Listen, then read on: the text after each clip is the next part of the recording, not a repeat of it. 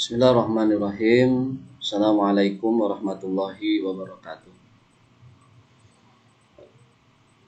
Apa kabar anak-anak? Berjumpa lagi dengan Bapak. Ya, jadi sengaja video ini dibuat untuk memperkuat pembelajaran kita. Ya, jadi jika kalian nanti masih ada yang bingung, maka bisa lihat video ini. Ya.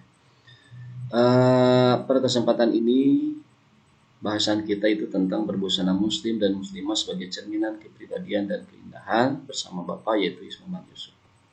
Oke, kita langsung saja ya tujuan pembelajaran kita. Ya, yang pertama adalah diharapkan kalian bisa membaca Al-Quran surat Al-Ahzab ayat 59 dan An-Nur ayat 31 tentang berbusana muslim muslimah. Yang kedua, kalian bisa menjelaskan makna isi surat Al-Ahzab ayat 59 dan An-Nur ayat 31. Kemudian yang ketiga, kalian bisa menampilkan contoh perilaku berdasarkan Al-Quran surat Al-Ahzab ayat 59 dan An-Nur 31 tentang busana muslim. Jadi kalian ini yang paling penting, setelah selesai membahas tentang bab ini, diharapkan kalian bisa berbusana muslim muslimah sesuai dengan ajaran kita. Oke, sekarang Bapak akan bahas ini. Jadi bahasan kita itu yang pertama adalah tentang aurat. Apa sih yang dimaksud dengan aurat? Oke, langsung saja.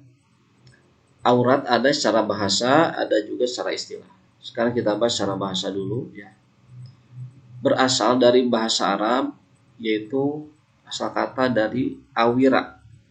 Nah, artinya awira ini adalah hilang perasaan. Nah, atau juga malu. Atau aib. Kemudian buruk. Jadi aura ini adalah sesuatu yang buruk, aib, suatu malu yang apabila ini terlihat oleh orang lain maka akan membuat hilang perasaan. Itu yang maksud dengan aurat. Sekarang secara istilah apa? Yaitu batas minimal dari bagian tubuh yang wajib ditutupi karena perintah Allah Subhanahu wa taala. Nah ini. Jadi dalam tubuh kita ini ada batas minimal ya yang wajib ditutupi. Apabila batas minimal ini tidak ditutupi maka dampaknya akan sangat besar. Mungkin akan bagi dampak untuk diri sendiri, kita akan merasa malu jika terlihat. Yang mana bagian yang harus ditutupi ini malah terlihat oleh orang lain. Jangankan sengaja dilihat, terlihat saja kita akan merasa hilang perasaan. Gitu ya. Nah, kemudian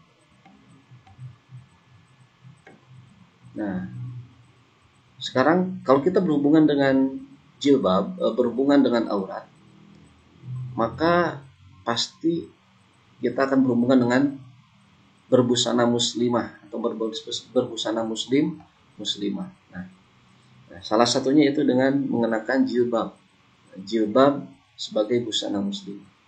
Oke. Secara etimologi, jilbab adalah sebuah pakaian yang longgar untuk menutup seluruh tubuh perempuan kecuali muka dan kedua telapak tangan. Jadi dengan kata lain, jilbab ini adalah pakaian atau sebagai busana muslimah yang mana ini bisa menutupi seluruh tubuh wanita kecuali muka dan kedua telapak tangan. Ini yang disebut dengan jilbab. Jadi jilbab ini sebagai pakaiannya keseluruhannya. Oke. Mungkin secara bahasa ada istilah lain ya, atau yang disebut dengan khimar. Kalau dalam bahasa Arabnya itu khimar. Khimar itu artinya kerudung ya. Kalau bahasa Inggrisnya mungkin ini veil Inggrisnya ya. Atau istilah lain yang sering kita temukan kerudung ya. Kerudung bahasa Indonesianya ya. Kemudian hijab. Nah, istilah ini. Istilah-istilah ini muncul padahal sama. Maknanya adalah jilbab ya. Yang mana istilah-istilah ini adalah pakaian untuk menutupi manusia, untuk menutupi perempuan, yaitu seluruh tubuhnya kecuali muka dan kedua telapak tangan. Nah, kalau kerudung ini secara khususnya yaitu yang menutupi kepala sampai menutup dada, ya. Nanti akan kita bahas. Kemudian, yang dimaksud dengan busana muslimah yaitu dapat diartikan sebagai pakaian wanita Islam yang dapat menutup aurat yang diwajibkan agama untuk menutupinya. yaitu yang berguna untuk kemaslahatan dan kebaikan wanita itu sendiri serta masyarakat dimanapun ia berada. Nah, jadi anak-anak, jika kita mengatakan busana muslimah, maka sudah pasti busana itu sudah menutup aurat. Dan busana itu adalah busana yang sesuai dengan ajaran agama Islam. Tetapi ketika kita mengutamakan busana adat daerah mana misalkan ya, maka belum tentu itu sudah menutup aurat secara sempurna sesuai ajaran agama Islam. Tetapi kalau kita berbicara busana muslimah, adalah busana ini adalah sudah pasti dibenarkan dalam agama, sudah sesuai anjuran agama Islam dan sudah menutup aurat, gitu ya. Nah, maka yang kita bahas kali ini adalah pakaian apakah yang bisa menutup aurat dan bisa menjaga kemaslahatan wanita itu sendiri. Adalah jawabannya adalah busana muslimah.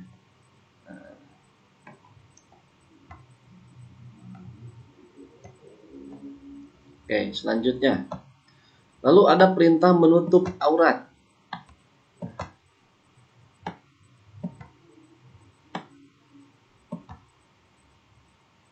Perintah menutup aurat ini anak-anak sebetulnya tidak langsung sekaligus, melainkan berurutan, melainkan bertahap, gitu ya. Diperintahkan oleh Allah Subhanahu wa taala tidak langsung sekaligus, melainkan bertahap. Nah, maka tahapannya adalah, yang pertama adalah perintah ini diperintahkan pertama kalinya ini adalah perintah menutup aurat, yaitu diperintahkan kepada istri-istri Nabi Muhammad SAW agar tidak berbuat seperti kebanyakan perempuan pada waktu itu. Ya, dijelaskan dalam Al-Quran surat Al-Ahzab ayat 32 sampai 33. Nah, ini perintah pertama kali itu diperintahkan kepada istri-istri Nabi. Kemudian yang kedua, tahapan yang kedua adalah Allah Subhanahu wa taala merintahkan kepada istri-istri Nabi SAW agar tidak berhadapan langsung dengan laki-laki bukan mahramnya. Nah, setelah ada perintah menutup aurat ini, kemudian istri-istri Nabi diperintahkan agar tidak berhadapan langsung dengan laki-laki yang bukan mahramnya. Nah, ini dijelaskan dalam Al-Quran surat Al-Ahzab ayat 53. Kemudian tahapan yang ketiga, Allah Subhanahu wa taala merintahkan mereka untuk menutup aurat apabila hendak keluar rumah. Nah, ketika mereka mau keluar rumah, istri Nabi ini diperintahkan untuk menutup aurat, gitu ya. Nah, ini dia dalilnya Al-Quran surat Al-Ahzab ayat 59.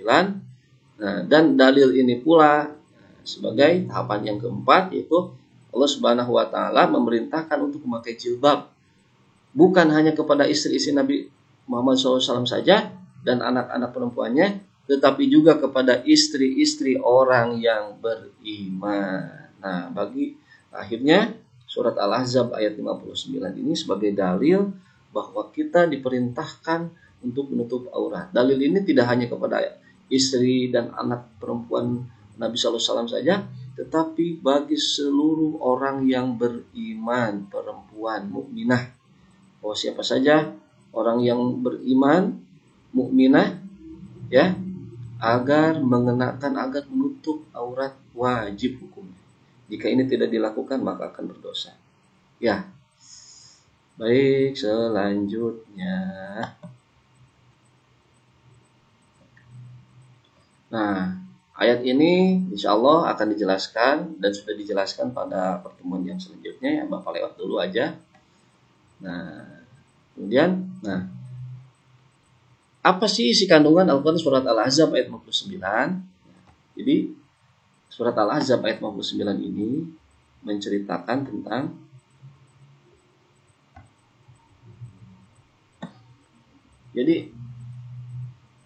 Rasulullah Shallallahu Alaihi Wasallam diperintahkan untuk menyampaikan kepada istri-istrinya dan juga sekalian wanita mukminah, termasuk anak-anak perempuan beliau, untuk memanjangkan jilbab mereka dengan maksud agar dikenali dan dibedakan dengan perempuan non mukminah. Nah, ini ya isi kandungannya. Jadi isi kandungannya ini adalah Rasulullah Shallallahu Alaihi Wasallam dan seluruh wanita mukminah, termasuk anak-anak perempuan beliau, diperintahkan untuk memanjangkan jilbab mereka dengan maksud agar dikenali dan dapat dibedakan dengan perempuan non mukminah. Maka hikmah lainnya adalah agar mereka tidak diganggu. Ya, karena dengan mengenakan jilbab, orang lain mengetahui bahwa dia adalah seorang mukminah yang baik. Jadi anak-anak, ketika seorang ini berbusana muslimah, maka insya Allah dia tidak akan diganggu. Meskipun dia lewat di kerumunan laki-laki yang banyak, maka laki-laki tersebut tidak akan mengganggu. Kenapa? Karena merasa malu bahwa wanita tersebut sudah menutup aurat. Berbeda dengan wanita yang tidak menutup aurat, berpakaian memakai rok mini umpamanya, pakaiannya sangat ketat ataupun pakaiannya transparan, gitu ya. Maka dengan kata lain dia mengundang birahi orang lain. Maka dia mengundang orang lain untuk bermaksiat, gitu ya, akan dipandang oleh orang lain. Maka dia akan dilecehkan. Secara langsung dia mengajak bahwa dia ingin dilecehkan.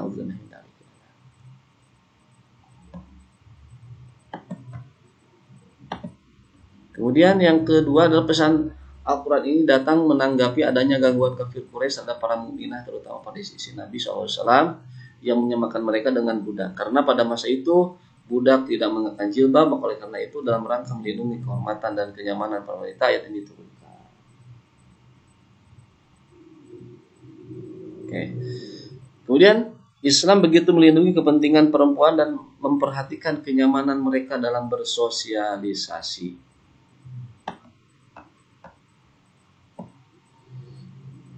Banyak kasus terjadi karena seorang individu itu sendiri yang tidak menyambut ajakan Al-Quran untuk berjilbab. Kita pun masih melihat di sekeliling kita mereka mengaku dirinya muslimah masih tanpa malu mengumbar auratnya. Padahal Rasulullah SAW bersabda, sesungguhnya rasa malu dan keimanan itu selalu bergandengan kedua-duanya. Jika salah satunya diangkat, maka akan terangkat kedua-duanya. Ya Allah. Nah ini anak-anak kalau berbicara hadis sahih berdasarkan syarah Syekh Al-Albani dalam kitab Abdul Mufrad, ini dikatakan begini, bahwa sesungguhnya rasa malu ini bergandengan dengan keimanan. Jadi keimanan ini identik dengan rasa malu. Malu dan iman ini adalah dua hal yang tidak bisa dipisahkan. Artinya ketika seseorang ini merasa malu, malu yang dibenarkan dalam agama, yaitu malu ketika dia bermaksiat, malu ketika dia melakukan larangan Allah Subhanahu wa taala. Ya, maka pertanda orang yang memiliki rasa malu itu dia masih memiliki iman. Maka sebaliknya jika seorang ini tidak ada rasa malu ketika dia melakukan maksiat, ketika dia melanggar perintah Allah, malunya sudah hilang, maka sudah pasti itu pertanda imannya sedang keluar, imannya sedang tidak ada, itu sedang dicabut imannya, gitu ya.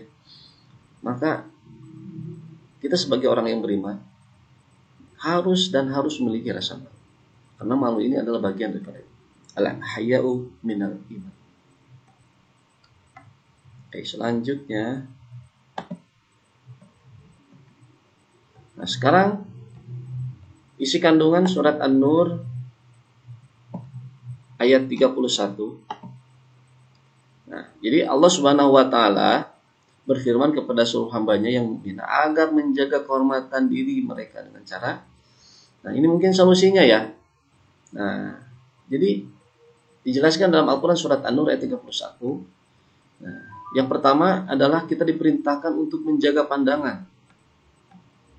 Nah, dalam sebuah hadis dikatakan begini, pandangan mata itu merupakan anak panah yang beracun yang terlepas dari busur iblis.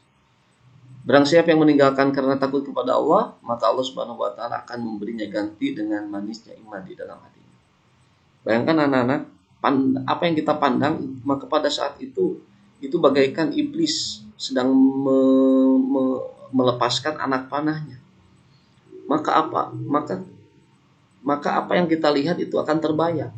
Apalagi anak panah ini misalkan beracun, itu akan efeknya akan ke bawah-bawah, akan kebayang-bayang, gitu ya.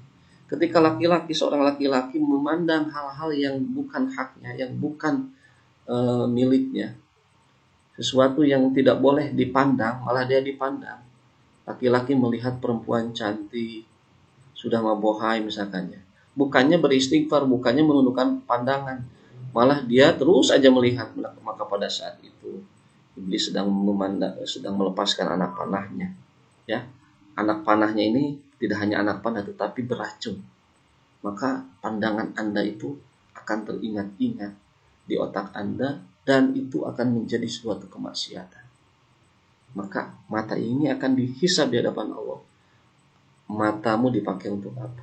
Ketika mata ini dipakai untuk yang positif, yang baik, ya Allah, dulu aku gunakan mata ini untuk membaca Al-Quran, untuk belajar ilmu agama, untuk melihat yang baik-baik, maka insya Allah kita akan mendapatkan pahala dan kita akan mendapatkan surga. Kita akan terbebas dari hisaban. Ya, hisaban kita akan diringankan. Masya Allah, ketika mata ini dipergunakan memandang hal-hal yang jelek, anak-anak, ya, hal-hal yang bukan halalnya kita lihat, melihat perempuan yang bukan mahram, ya, melihat hal-hal yang diharamkan, melihat pornografi yang ada di handphone kita, umpamanya, apa yang bisa kita jawab di hadapan Allah Subhanahu wa taala ketika kita dihisab. Ya, ini makanya kita dianjurkan untuk menjaga pandangan. Ketika kita melihat sesuatu apapun, tundukkanlah pandangan, terlebih sesuatu itu adalah sesuatu yang dilarang oleh Allah Subhanahu wa taala. Oke, yang kedua adalah menjaga kemaluan. Seperti apakah menjaga kemaluan? Nah, jelas. Ketika seseorang tidak bisa menjaga pandangan, maka itu akan terjadi hal-hal yang tidak diinginkan. Birahinya akan naik, ya. Kemudian dia akan melakukan hal-hal yang dilarang oleh Allah Subhanahu wa taala, umpamanya berzina dan sebagainya. Ya. Karena tidak bisa menjaga pandangan, melihat pacarnya, berpacaran, berboncengan, ya, berdua-duaan, akhirnya setan menggoda pada saat itu, maka terjadilah yang namanya perzinahan. Nah, ini artinya tidak bisa menjaga kemaluan. Ya. Nah, ini dijelaskan dalam Quran surat Al-Ma'arij ayat 31. Ya, kita sudah tahu pada bab ke-7 kita sudah tahu betapa ngerinya hukuman bagi seorang pezina.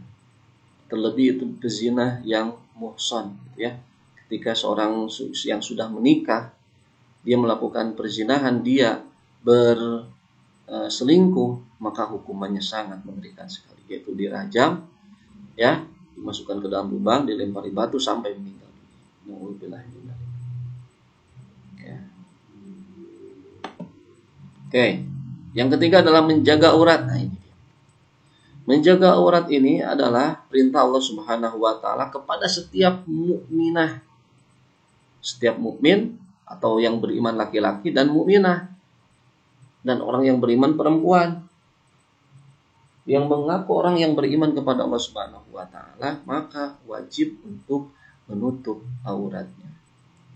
Kepada siapa? Kepada mereka yang bukan mahram. Kecuali yang bisa nampak dengan memberikan penjelasan. Siapa saja yang boleh melihat. Jadi anak-anak, kapan kalian menutup aurat? Ketika kalian akan berjumpa dengan yang bukan mahram. Ya. Dan itu pun ketika kalian keluar rumah. Ketika kalian di dalam rumah, ya, maka silakan saja tidak berkerudung juga tidak apa-apa. Karena di rumahnya dengan catatan tidak ada mahram. Ya. Dengan catatan, maaf, ketika di rumahnya tidak ada yang bukan mahram. Melainkan di rumahnya mahram semua. Gitu ya. Nah, silahkan. Kecuali kalau di rumahnya ada yang bukan mahram. Teman kalian ngadon belajar kelompok. Meskipun dalam rumah wayah, nah, dipakai kerudung. Gitu ya. Nah, ini ada yang nanya nih, anak semanida bukan ini. Nah, apa pertanyaannya? Lalu siapa sajakah yang boleh melihat aurat perempuan? Oke, dijelaskan di sini. Nah, di antaranya itu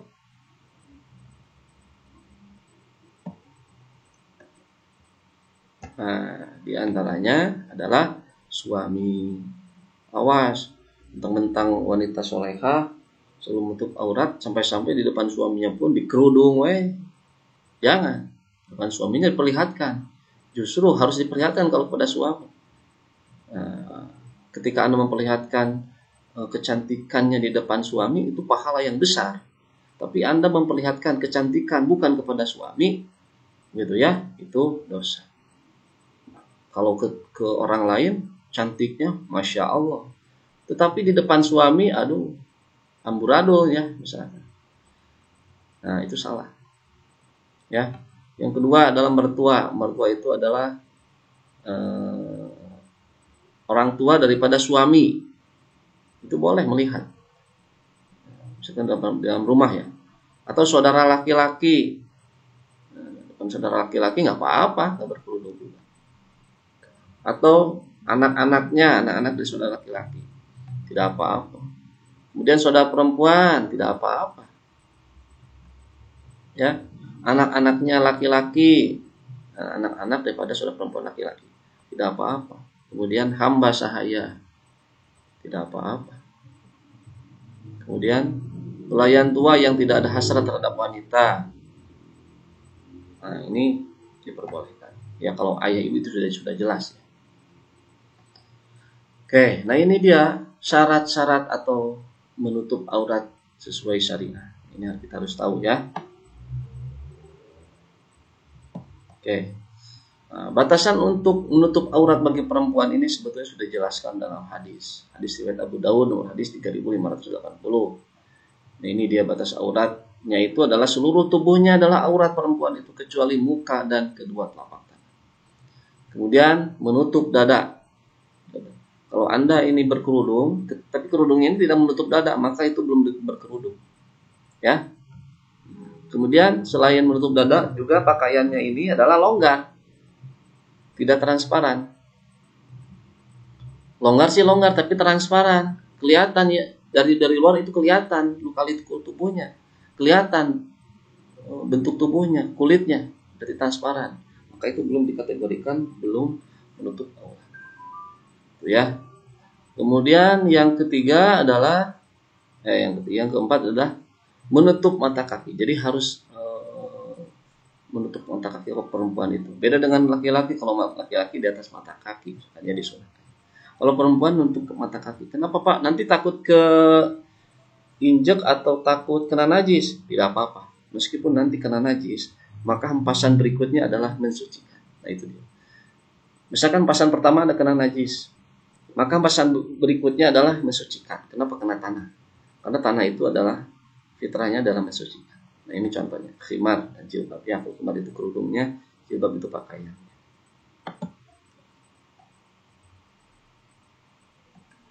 Kemudian, nah ini peringatan ya. Nah ini anak-anak, Allah Subhanahu Wa Taala menegaskan bahwa walaupun auratnya sudah ditutup, namun jika berusaha untuk ditampakkan dengan berbagai cara, termasuk dengan menghentakkan kaki supaya gemerincing perhiasannya terdengar, maka hal itu sama saja dengan membuka aurat. Maka oleh karena itu ayat ini ditutup dengan perintah untuk bertobat, karena hanya dengan bertobat dari kesalahan yang dia lakukan dan berjanji untuk mengubah sikap kita akan beruntung. Ini hati-hati perempuan. Anda yang sudah berkerudung, Anda yang sudah bercadar, yang sudah menutup aurat secara sempurna, janganlah ada sedikit pun keinginan untuk memperlihatkan diri. Meskipun Anda sudah menutup aurat, tapi dalam hati masih ingin menarik simpati laki-laki, maka sama halnya dengan membuka aurat. Ini niat saja sudah bisa seperti itu. Jadi hati-hati ya. Jika Anda sudah menutup aurat, ya, maka janganlah bertabarruj. Nah, misalkan tabarruj itu apa? Tabarruj itu seorang yang sudah menutup aurat secara sempurna, dia masih berkeinginan, dia masih mempercantik dirinya, tapi tujuannya adalah ingin diperhatikan oleh orang yang bukan mahramnya, laki-laki yang bukan mahramnya. Ini sama halnya dengan Anda belum menutup aurat. Nah, ini berdosa ya seperti itu. Contoh Anda tadi memakai minyak wangi-wangian yang sangat berlebihan. Anda sudah memakai menutup aurat secara sempurna, tapi di sisi lain Anda memiliki niat ingin menarik perhatian laki-laki kita, menarik laki-laki yang bukan mahramnya. Dengan memakai wangi-wangi ini diharapkan bisa dia memperhatikan kita. Nah, ini juga salah. Ini namanya tabarruj, gitu ya. Atau berdangdan yang berlebihan. Dia sudah berhijab tapi dangdannya menor sampai yang lihat dia itu waduh, birahinya tinggi. Nah, itu dia. Jangan ya. Nah, ini anak-anak Bapak akan memperkenalkan jenis-jenis pakaian muslim. Nah, oke. Yang pertama adalah khimar atau kerudung. Nah, kerudung ini batasannya sampai menutup dada, ya, harus menutup dada. Ini kerudung, batas minimalnya, ya. Kemudian yang kedua jilbab. Nah, jilbab ini adalah pakaian besar atau kerudung besar, ya. Nah, ini contohnya. Kemudian ini yang lebih ajib lagi, niqab cadar. Kalau khimar atau jilbab ini muka dan kedua telapak tangan masih kelihatan, tapi yang namanya cadar, niqab, ya, nah, ini mukanya pun ketutup kecuali mata doang, tuh ya. Ada lagi yang ini, yang lebih hebat adalah burqah. Burqah ini adalah matanya pun ketutup, seluruh tubuhnya ini tertutup, namanya burqah. Ya, Pak, saya emang belum bisa burqah. Ya, silahkan bisa dicoba ini cadar. Cadar pun belum bisa, boleh jilbab pun belum bisa. Oke, minimal adalah kerudung atau khimar. Ini nggak ada tawar menawar lagi, ya. Khimar ini adalah terakhir, gitu ya. Karena batas minimalnya yaitu adalah kerudung, gitu ya. Nah, ini ya contohnya, ini kerudung penutup kepala sampai rambut. Jilbab itu pakaian panjang menutup seluruh badan kecuali wajah dan telapak tangan. Jadi kalau kerudung ini adalah, kalau ini kerudung penutup kepalanya kerudung, kalau jilbab itu pakaian panjangnya yang menutup seluruh badannya. Nah, kemudian hijab, ada istilah hijab. Kalau istilah hijab itu sebetulnya adalah pembatas dinding, gitu ya. Kalau laki-laki dan perempuan sholat bersama di masjid, maka ada hijab itu pembatas. Tapi hijab diartikan di sini adalah kerudung atau jilbab. Seorang yang sudah berbusana muslimah namanya hijab, sudah berhijab, gitu ya. Oke, ini dalil tentang cadar. Ayatnya surat Al-Ahzab yang 59. Anak-anak, ini ada seorang ulama, Imam At-Tabari rahimahullah, menjelaskan bahwa para ulama tafsir ada khilafiyah mengenai sifat menjulurkan jilbab. Nah, gitu ya. Nah, sebagian dari mereka yaitu ada yang mengatakan, jadi untuk minjala bibihina ini ditafsirkan yaitu sebagai menutup wajah-wajah mereka dan kepala-kepala mereka dan tidak ditampakkan apa-apa kecuali hanya satu, yaitu mata saja. Nah, ini ada yang menafsirkan seperti itu, gitu ya. Itu Imam At-Tabari menjelaskan bahwa yang namanya minjala bibihina adalah yaitu yang harus ditutup itu adalah wajah, ya, kepala mereka dan tidak ditampakkan apa-apa kecuali hanya satu, yaitu mata saja. Matanya pun kecuali mata saja.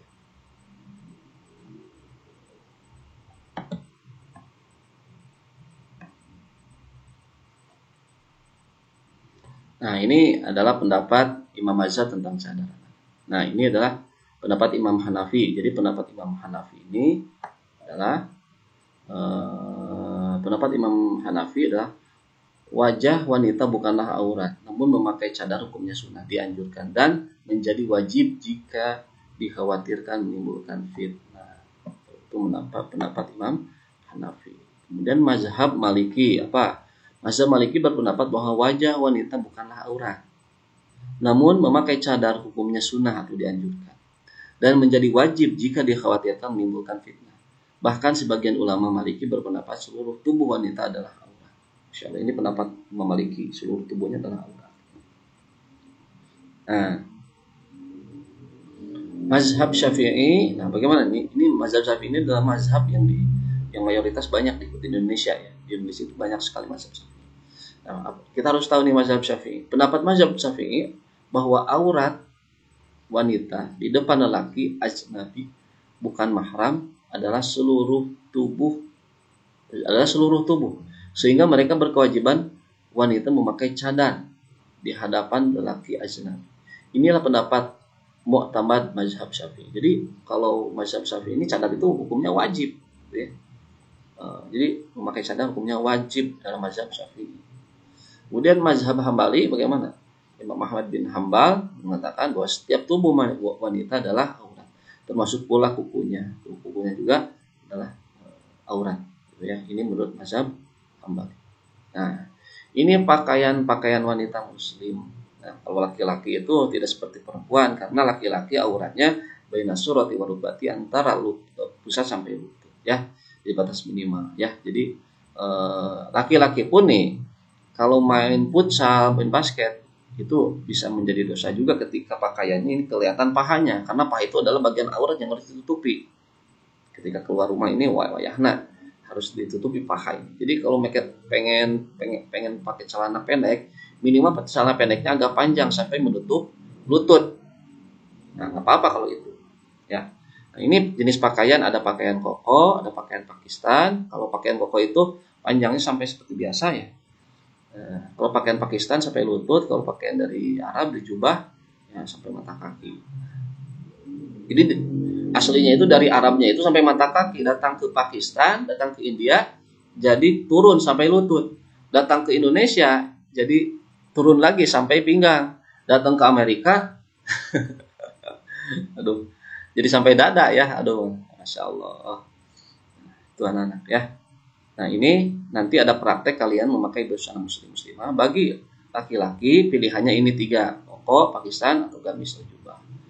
Kalau untuk perempuan bisa kerudung, jilbab, cadar, atau burqa. Baik, sedikit lagi. Anak-anak,